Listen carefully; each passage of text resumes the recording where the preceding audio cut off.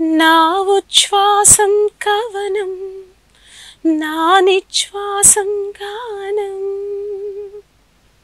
ఏదండి మళ్ళీ ఆ పాట ఏది, మళ్ళీ ఆ లిరిక్స్ ఏది, ఆ కవితలేవి మళ్ళీ రావు, తిరిగి రావు. తిరిగి రానంత లోకానికి వెళ్ళిపోయారు సీతారామ శాస్త్రి గారు. ఎందుకు మీరు వెళ్ళిపోయారు, అలాగ మమ్మల్ని అందరినీ ఇలాగ అనాథగా వదిలేసి ఎందుకు వెళ్ళిపోయారని గట్టిగా ఆయన పట్టుకుని అడగాలంది, కానీ అవకాశం లేదు.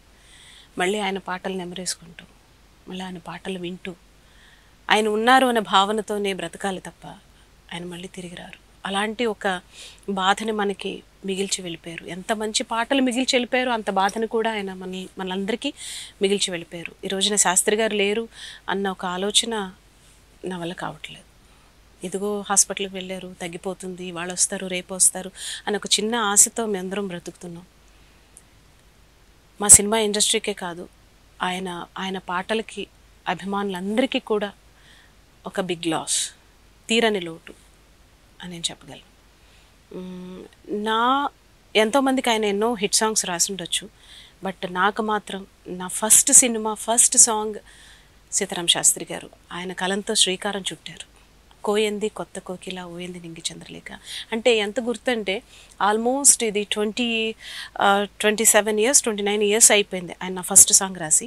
మొన్న లాస్ట్ ఒక 1.5 month బ్యాక్ ఆయన దగ్గరికి బాలుగారు ఫాంట్ రిలీజ్ చేయడానికి వెళ్ళినప్పుడు కూడా ఆయన గుర్తు పెట్టుకుని, చిట్టితల్లి ఆ పాట ఒకసారి పాడు అని నాతో పాడించుకొని ఆయన కూడా హమ్ చేస్తూ, ఇది సినిమా కోసం రాశాను అనుకున్నావా, కాదు నీ గురించే రాశాను, ముందు కాలాలన్నీ నావేనంది, నువ్వెంతో గొప్ప భవిష్యత్తు ఉండాలని. ఆయనకి ఏంటంటే బేసిక్గా ఆడపిల్లలు అంటే చాలా ఇష్టం, టాలెంట్ ఉన్న ఆడపిల్లలు అంటే ఇంకా ఇష్టం. సో బేసిక్గా అందుకనే నన్ను పెద్ద కూతురు అనేవారు, ఆయన నాన్నగారండి అని నేను పిలిచేదాన్ని. సో అంత రిలేషన్ మా ఇద్దరికి. సో అలాంటి శాస్త్రి గారు, నాన్నగారు ఈ రోజున లేరు, మన మధ్యన లేరు.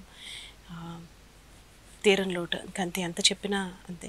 శాస్త్రి గారు మీరు ఎక్కడున్నా కానీ, ఏ లోకాల్లో ఉన్నా ఆత్మ శాంతించాలని, మళ్ళీ మీరు తిరిగి పుట్టి మళ్ళీ సీతారామ శాస్త్రి గారుగానే మా ముందుకు రావాలి, ఎన్నో పాటలు రాయాలి, మళ్ళీ మమ్మల్ని అందరినీ కూడా మీ పాటలతో మళ్ళీ మైమర్పించాలని కోరుకుంటున్నాను. శాస్త్రి గారు నిజంగా మీరు చాలా అన్యాయం చేశారు.